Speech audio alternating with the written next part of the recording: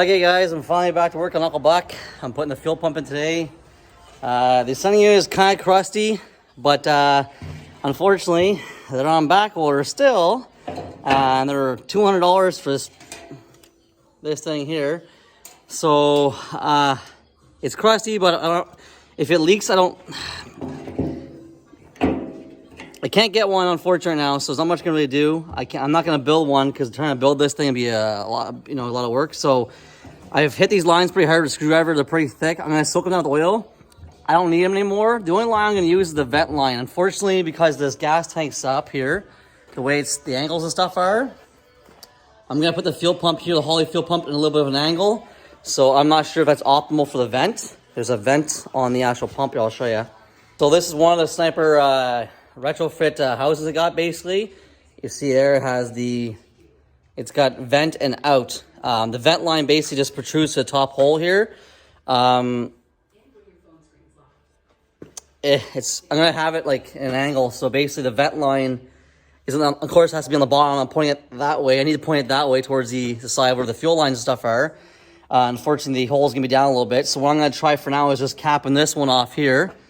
And I'm going to use the factory vent off this one here. It still works, so it's going to be the highest point. They also have some kind of valve in here. I'm not sure what the valve's for, but anyways, it's an engineered piece, whatever. So I'm going to use this vent line here. This supply line, I'm going to weld it shut with just weld the end shut. You can put a cap on here. Unfortunately, the fuel vapors over time will probably rot it out, and then I'll have a leak, and I'll have that fuel smell aside. So we're not using this thing again. It's pretty much junk, and the steel here is good.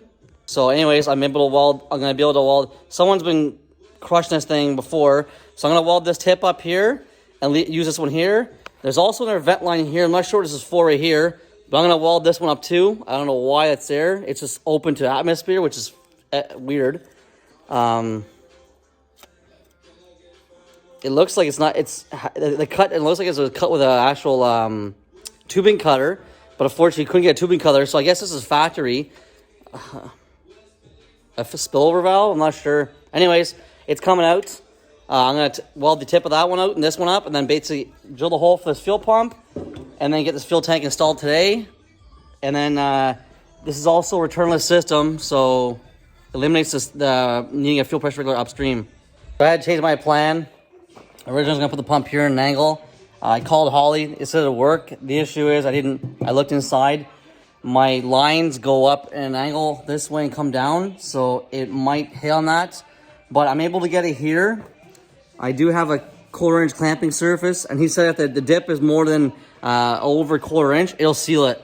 So he says, so basically what I'm going to do here is I'm going to grind the housing here. I'll flip the camera around. So originally I was going to put it here. It's on an angle, like I said. But unfortunately, the fuel lines come over here. The pump was an angle. It might hit there. Probably not.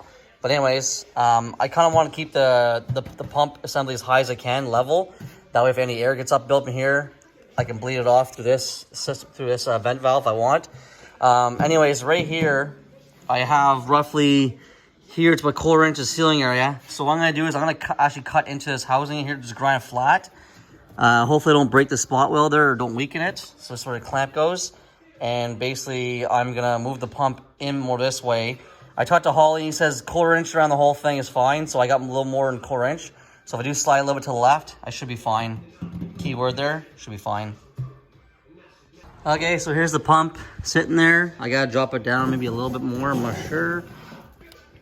Hold on. Okay, so the fuel pump's sitting there now. This is the best I can get it. I'm not sure the actual height in the bottom there. They say I should be good for 13 a bit inches, but it's looking like it's a little, I'm not sure. Yeah. I might need a longer tube for it. Because it says they're good for 37 inches. It's supposed to be 13 inches right here, so something's not working out here. And this is a 360 pump.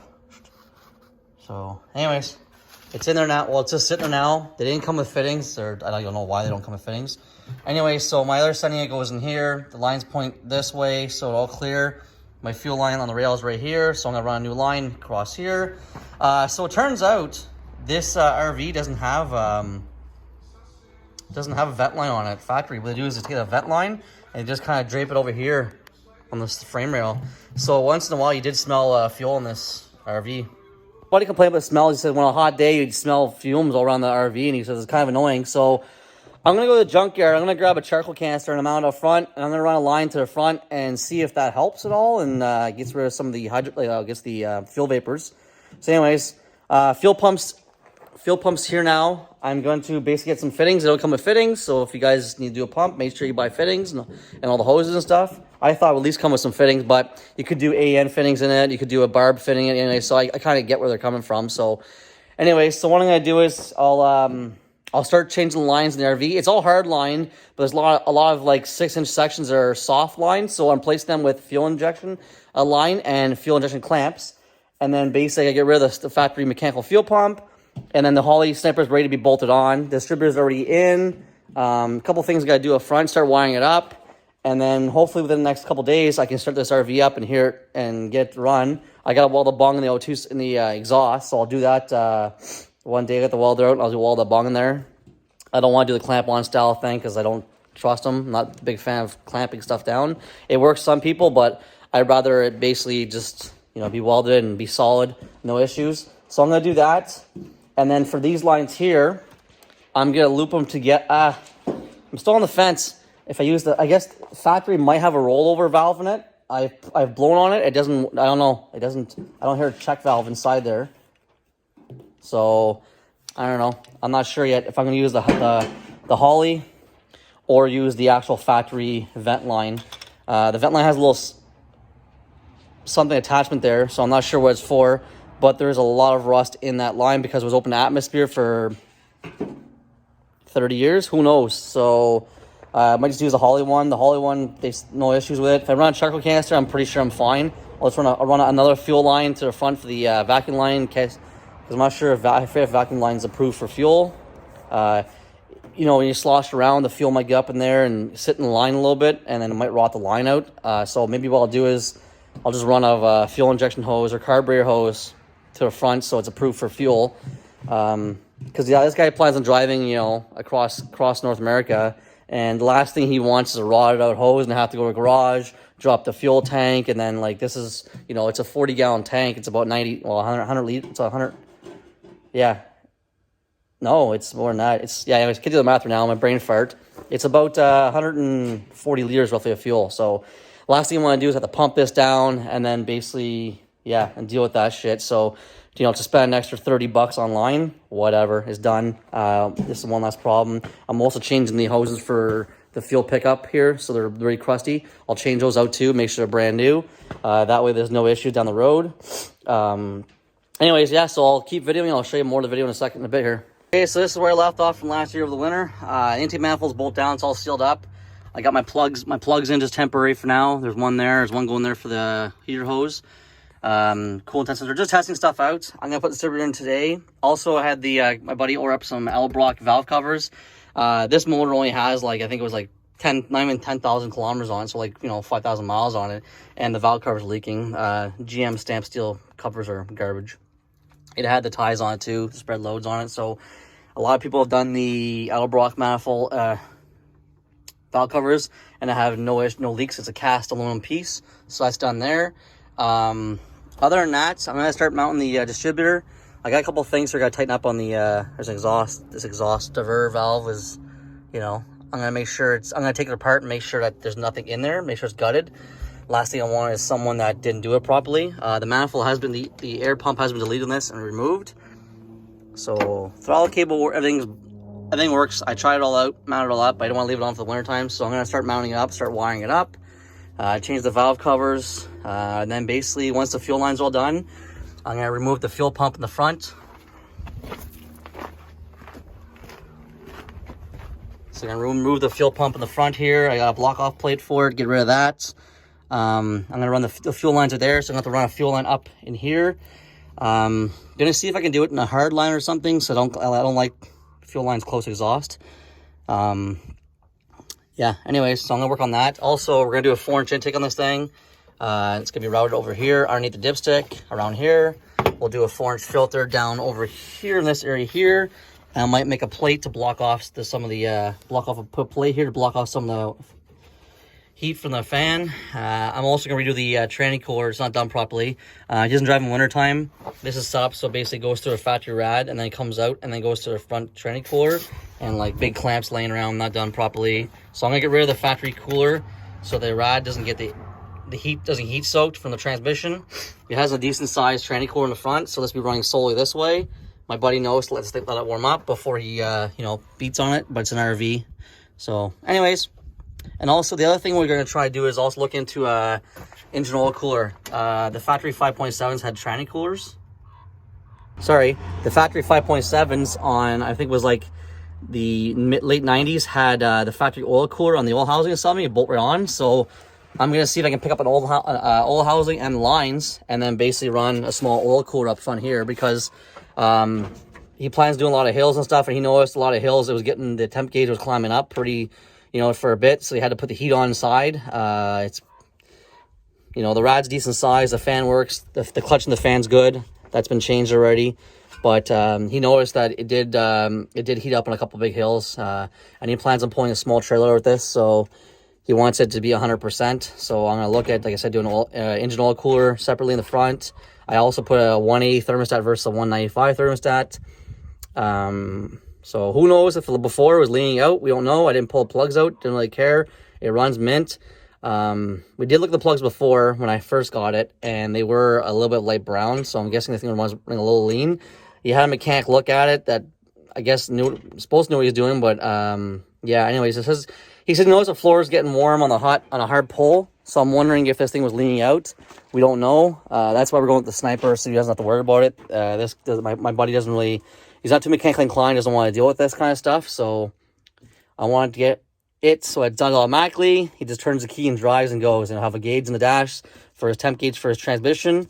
We're going to do a 480, but unfortunately we're leaving Canada, and to ship a transmission rebuild kit here in Canada with a torque converter, it's $350. It's $350 US. It's crazy. So my buddy doesn't care anymore. He's at the point now, he's like, I'm not going to wait 3-4 years for that. So we're probably going to order the transmission kit and get the 480 in here, rebuild that, get the 4-speed, because he does notice this thing does rev up. And you're doing like 80K, and it's at 80, 90K. This thing sits at 90K. You're supposed to sit around 995, 100K. This one's not bad for 100K, but the engine's pretty much, it's screaming pretty good. It's probably up in the 3,000 range, so it's howling up there pretty good. So if we were able to get a 4-speed in this fourth gear, it drop the RPMs down, and hopefully not too much of a load on the engine, because we'll find out. When I put the Sniper on, I'll see how much of a load is. I'll go a couple test drives on it, find some big hills, and we'll load it up. Load this thing with water, put some weight in it, maybe put 3 guys in here, load up with water and fluids, and then basically put the trailer in the back, and I have my enclosed trailer and pull it.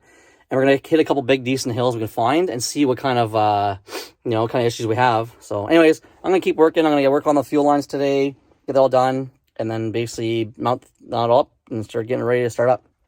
Okay, so it is hard line, like I said before, but the jump hoses, they're factory just clamped on because they run under vacuum. So I'm going to change all these hump hoses out, clean them out, put these hump hoses and put in actual, sorry, you can't see, put in actual fuel injection hose or clamps. Just noticed now his muffler's blown out, so he's going to need an exhaust on this thing too. So I'm going to have to build him an exhaust, because it's kind of hard to get an exhaust for an old, old Winnebago. Okay, so I remounted the Sniper real quick. This is how I'm going to see. There's not a lot of room this in the trucks usually, because they have a firewall in most cars. Unfortunately, I don't have that. My doghouse it comes like this, and it goes tight against here and up. So I'm waiting to hear back from Holley if it's a good idea to mount the quill on the motor. I don't really have an option. The only option I really have is to mount it way up here, but then I have a 3-foot long coil lead, which is not good. The shorter the coil lead, the better. So anyway, Sniper's on. I'm starting to wire it up.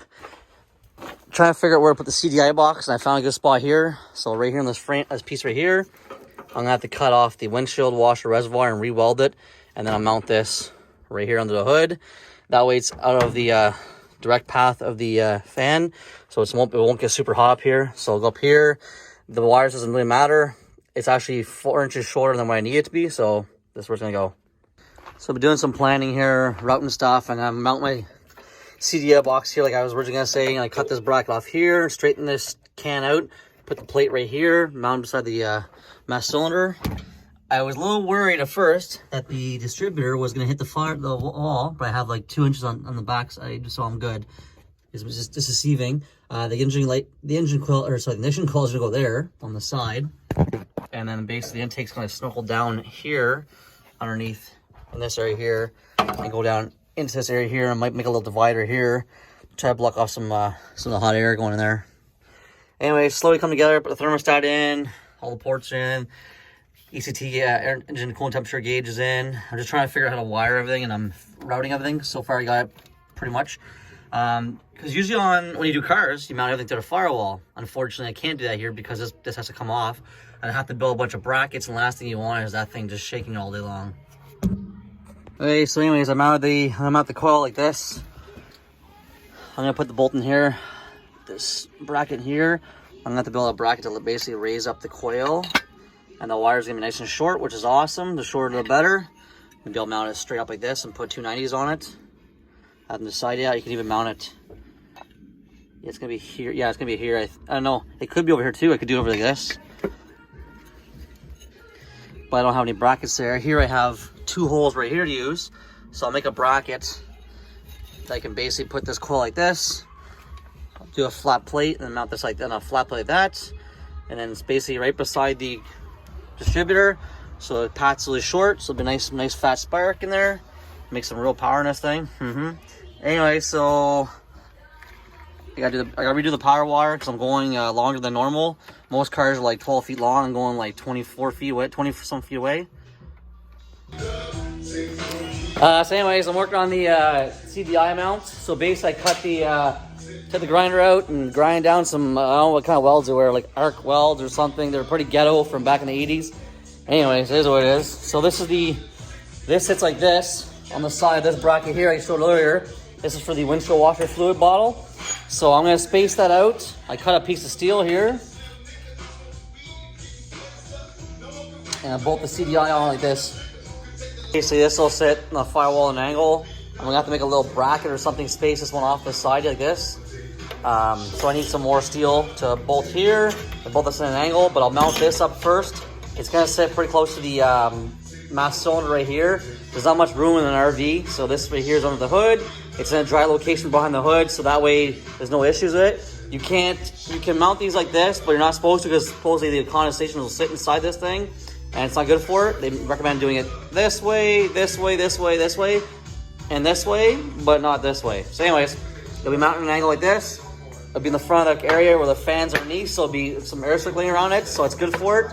And then this is going to be a big heat sink. It's going to transfer any heat into this area here, and then the fan air moving around, it should be cool off, no problem. Because these usually get pretty warm after a while, depends on how hard you push this thing, but this RV won't be getting pushed very hard, so. Okay, slow update for today. I took this bracket off here. You just had the water ball, the windshield washer fluid ball way up here. I don't know why it was up that high. Anyways, so I cut it off, sandblasted it, welded a plate on here, just tack welded for now. I TIG weld the rest of it. The ball used to be like up here, somewhere like this. So I lowered it down here and tucked it down as close this way here. So if I need to do any work here at all, I don't take all this crap off. But the only thing I'll have in the way basically is the bracket. You want to stay here. Anyways, this bracket will be basically like this. And if you need to do work, you just get this whole assembly off. There's a quick connector there. Take this piece off 2 seconds, and this comes in the way. So instead of it being up here, you lose, top and bottom. I'm gonna put as low as I can down here, space a little bit off so it doesn't vibrate. So put like this, and kind of tucks up in place, and then it leaves me more room because it was in a weird angle before. So anyways, that's there, and the hood clears it. Okay, a little update today. I'm working on this thing. So basically this was original bracket. It's a brace, I guess, for the front end. I used to have the windshield washer fluid ball up here in the middle. It was kind of an angle. It was pushed over this way. So I cut the brackets off and I pushed it up this way. I mounted a little 3/16 plate to this brace here, welded in, thread the ends in, so that's good. I'm going to paint it all and I'll burn it in with a red TIG welder. And also this windshield washer reservoir, I'm going to put it down as low as I can so I can still access back here, because before it was right in the middle. It was kind of weird to get any access here. You have to remove this bracket. So technically now if I just go, 1 second, it's hard to do it with one hand. technically take this bracket off, there's jug off. I just have this bracket in the way here. You know, it leaves me a little more access room back here if I need to do anything down here, the valve covers. Anyways, so I'm gonna burn this in, paint it black, and that's done. Get this bracket done here, and then I'm gonna start working on the I gotta mount the coil. I gotta make a bracket to mount the coil here on these 2 bolts, so I'm gonna do that next. And then after that, I'm gonna start wiring this thing. I pretty much got it all figured out how I'm gonna wire it and where everything's gonna be. The coil wire actually worked perfectly where it is right here, so that's a bonus. Other than that, I'm gonna pigtail all these extra wires here down here, a little harness on top of the transmission here, and I'll wrap them up pretty tight. There's a couple extra sensors I can add on there. You can add what was it, AC relay. This doesn't have AC yet, but I have the fan relay. So I'm thinking we're gonna do here is I got a power steering cooler. I'm gonna mount on the side here, and then basically mount and relocate the transmission cooler up higher. We're also gonna put an engine cooler. A lot of newer cars have a fan inside the shroud close to rad, so I don't think this thing's gonna have overheating issues, but if it did in the future, we could put a fan inside this housing here and basically have it on the Holley Sniper, so if it hits 185 or 190, whatever it is we set it to, the fan underneath will pull air through it in case this clutch fails, or basically if this can't keep up. I'm pretty sure it can keep up with demands of what we need to do here. So anyways, I'll keep working, and hopefully the next couple days I'll have all this wired up and, you know, finish the fuel tank. I did get the fittings for it.